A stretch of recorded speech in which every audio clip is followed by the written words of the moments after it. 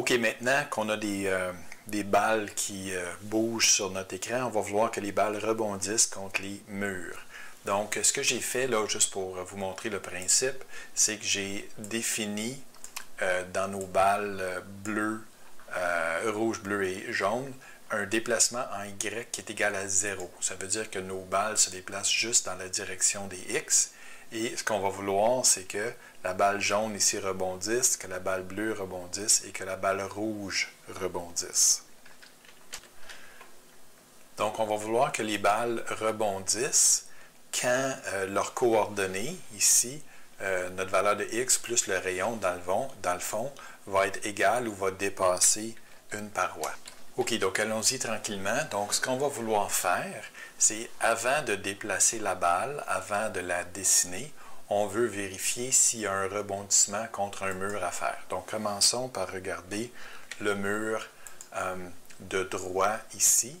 Donc, si on regarde la balle ici, ce qu'on veut suivre, c'est le point qui est le plus en avant, c'est-à-dire le x plus une longueur de rayon. Quand ça va toucher ici, on va vouloir changer la direction du déplacement en x. Donc à ce moment-là, ce qu'on va faire, c'est la chose suivante. On va toujours considérer la balle avec laquelle on est en train de travailler et on va aller chercher sa coordonnée en x. C'est l'avantage de travailler avec des classes ici, des modèles. Étant donné qu'on a dit que chaque balle a un certain nombre d'attributs, comme par exemple le centre de son cercle et son rayon, etc., on est capable d'aller déterminer pour cette balle-là quelle est sa variable x, donc quel est le centre de son cercle. On va voir que ce n'est pas tout à fait ça qu'on veut, mais si jamais cette variable de x-là devient supérieure ou égale à la largeur du canevas, OK? Donc, la largeur du canevas, c'est cette dimension-là. Donc, si jamais la variable x est supérieure que la largeur du canevas, on va vouloir que la balle rebondisse dans la direction des x. Donc, on a ici une nouvelle fonction qui s'appelle rebondir en x. Puis, rebondir en x, ça veut dire quoi? Bien, ça veut dire tout simplement ce que j'ai indiqué ici, rebondir en x, c'est une fonction, une méthode en fait, qui fait que le nouveau déplacement en x va changer de signe. C'est-à-dire, au lieu de se déplacer 2 pixels vers la droite, quand on rebondit, on va se déplacer 2 pixels vers la gauche. Quand on se déplace vers la gauche, ça devient négatif. Donc, on va aller voir si ça fonctionne quand on fait ça.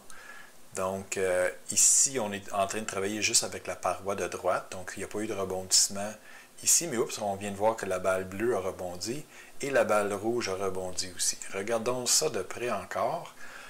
On se rend compte que la balle bleue ici va dépasser la paroi un peu. Même chose pour la balle rouge. Elle dépasse la paroi et puis rebondit. La raison pour laquelle les balles rebondissent un petit peu trop tard, c'est qu'il faudrait rajouter ici à la distance le rayon de la balle. Okay? Donc, si on rajoute le rayon, qui est R, à ce moment-là, la coordonnée du centre plus le rayon, si c'est égal ou si ça dépasse la paroi de droite, on va devoir changer la direction. Ce que je vais faire ici, c'est que je vais augmenter la grosseur des balles. Comme ça, on va le voir un peu mieux. Okay? Donc, on s'en va comme ça. On voit ça, c'est le centre. Ça, c'est le centre plus le rayon. Quand le point ici touche, pouf, ça rebondit. On voit que les balles passent une par-dessus l'autre. Et c'était la même chose pour la balle rouge. On recommence. Ici, on ne traite pas le côté droit encore. Donc, la balle jaune s'en va dans le vide. Le rayon, le centre plus le rayon touche la paroi et on s'en va dans l'autre sens. Et puis, étant donné qu'on ne traite pas le mur gauche, la balle bleue et la balle rouge vont disparaître. OK, donc ce qu'on vient de faire, c'est bon pour le mur qui est à droite. Le mur à droite. OK. Donc, si on veut faire la même chose pour le mur à gauche, c'est un peu la même logique. Donc, à ce moment-là, ça va nous prendre une méthode ici qui va nous faire rebondir en Y. Donc, on va venir ici, puis on va copier celle-là, et puis on va la reproduire. Donc ça nous prend un rebondissement en Y. Excusez, je vais un petit peu trop vite. Excusez-moi.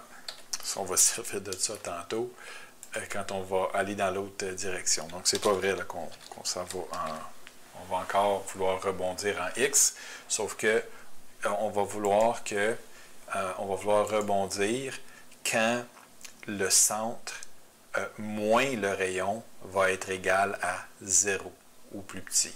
Okay? Donc pensons à ça comme il faut. On regarde le centre, on enlève le rayon. Si c'est égal à 0 ou encore plus petit, il faut rebondir. Donc le mur à gauche, ici, ça va être la valeur de x moins le rayon. Si jamais ça, c'est plus petit ou égal à 0, à ce moment-là, il faut rebondir. OK, ce que je vais faire ici, c'est que je vais augmenter la vitesse de nos balles un petit peu pour que ce soit un peu plus rapide à voir. Donc, je sauvegarde ça et je me résume. Ici, dans notre mur à droite, quand le centre de notre balle, on enlève le rayon, si jamais c'est égal à 0 ou encore pire, si on a dépassé, c'est le temps de rebondir en X. Puis rebondir en X, ça veut tout simplement dire changer le signe de notre déplacement. Donc, on va aller voir comment ça se passe. Oups, ici, on a vu que le jaune a rebondi, le rouge a rebondi, et puis le jaune revient. Ici, on voit bien que quand la valeur de X moins le rayon touche le côté, ici, c'est X moins le rayon. Quand ça touche, ça rebondit. Même chose ici, même chose là. Donc, on a des balles qui rebondissent dans la direction des X et des Y. Et on voit, et on réglera ça un peu plus tard, ici c'est un peu insatisfaisant, les balles se croisent ici. Il y a une intersection à un moment donné entre la balle rouge et la balle bleue. Et puis ça, ben, on n'aimera pas ça, on va vouloir que ces balles-là dévient d'une certaine façon. Donc on réglera ça dans une autre vidéo. Mais maintenant, on a réglé le déplacement en X et en Y. Pardon, on n'a pas réglé le déplacement en X et en Y, on a réglé les rebondissements sur la paroi de droite et sur la paroi de gauche. On va faire la même chose maintenant en Y. OK, donc juste pour pouvoir illustrer ça mieux, je vais mettre les vitesses en X égale à 0. Je vais mettre les vitesses en Y égale à 4. Tiens, la balle bleue, je vais la faire commencer dans l'autre sens. Et puis, on va régler, par exemple, le mur du haut. OK. On a le mur à gauche. Donc, si on veut régler le mur du haut, qu'est-ce qu'on veut quand la balle touche le mur du haut? C'est que quand il y a un rebondissement sur le mur du haut, dans le fond, qu'est-ce qu'on regarde? On veut que la variable Y du centre du cercle moins le rayon soit plus petit ou égal à 0. À ce moment-là, on rebondit. Et puis, si jamais, dans l'autre sens pour le mur du bas, si jamais la variable de Y du centre plus le rayon est égal ou dépasse la hauteur du canevas, à ce moment-là, il faut rebondir aussi. Allons voir qu'est-ce qui se passe maintenant. Donc, on voit que nos balles rebondissent en haut et en bas. Bien qu'il y ait des petites intersections ici, on va vouloir que ça s'en aille un peu dans d'autres directions un peu plus tard. Okay? Donc, mettons les deux vitesses ensemble maintenant. Okay? Donc, on va les faire bouger en X et en Y. Je vais mettre ça un moins 4. Puis, on va voir qu'est-ce qui se passe maintenant. Là, on voit que les balles rebondissent sur les parois et c'est un peu plus satisfaisant. Maintenant, c'est sûr que nos balles, normalement, devraient rebondir entre elles quand ils se touchent. Hein. Ce ne sont pas des fantômes, nos balles. Les balles ne peuvent pas passer les unes dans les autres, comme on vient de voir avec la rouge et la bleue. Donc ça, on va rajouter ça dans une autre